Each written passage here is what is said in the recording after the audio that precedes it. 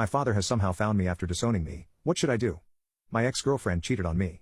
After I found out and confronted her about it, she got scared and told nearly everybody we knew that I had decided to rope her to cover up her cheating. I was placed in custody during the investigation, however I was released as there was no evidence. My parents had already disowned me and most of my friends had distanced themselves from me. I wasn't even proved innocent by a jury, so my parents still believed me to be a rapist who had gotten lucky. My best friend began to help me behind their backs and I ran away. I had nothing to lose as nobody liked or even approached me, and my college barred me from attending lessons, only emailing me the work and bringing me in for exams. I went as far away from that town as I could and got an apartment after working in some community jobs for some money and managed to sort of stabilize myself. I decided to change my name after a while because I came to hate looking at it. This helped me start a new slate and I went into uni again.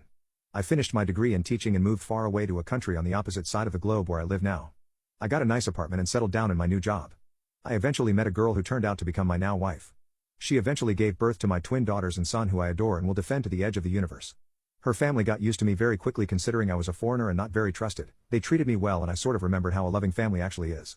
Now I'm living in a nice house with both of my children and wife and we're very happy. That is until last night when I was playing on our PlayStation with my son while my wife and daughter were in the garden. There was a knock on the door and lo and behold my father is there. He smiled weakly and began to speak, but I slammed the door so hard I scared my son. I took him to his room and called for my wife to take my daughter to her bed.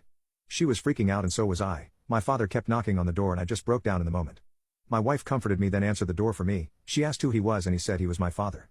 I had given my wife a vague background of me and she had nothing but sorrow for me. She looked mad understandably and began to scream at my father for abandoning me and whatnot. After she calmed down, I told her to let him in and for her to go to our kids' bedroom and keep them busy while I talked to my dad.